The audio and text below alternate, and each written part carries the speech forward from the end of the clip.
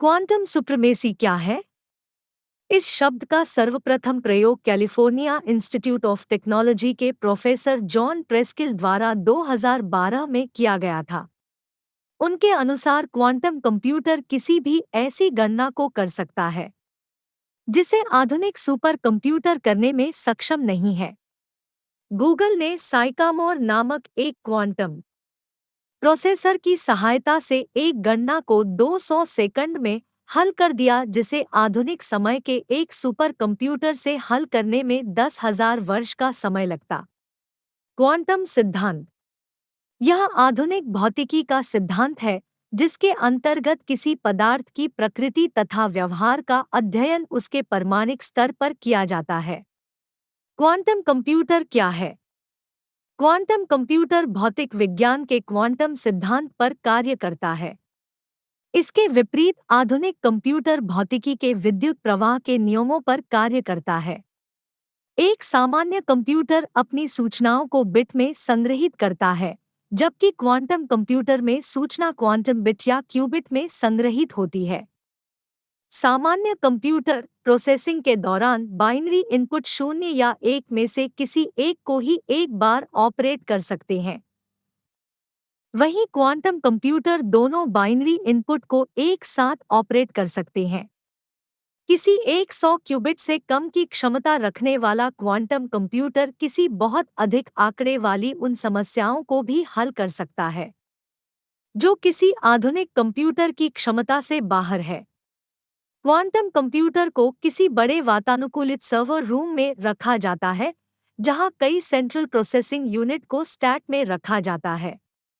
Quantum computer का महत्व वर्तमान समय में किसी बहुत अधिक आंकड़ों के समूह में से कम समय में कुछ आवश्यक सूचनाएं प्राप्त करना एक बड़ी समस्या है तथा इस कार्य को क्वांटम कंप्यूटर बहुत ही आसानी से कर सकता है।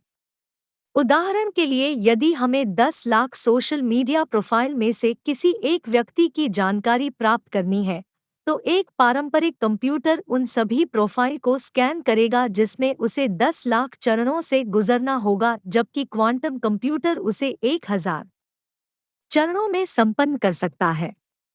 इसकी सर्वाधिक महत्वपूर्ण विशेषता इसकी रफ्तार है।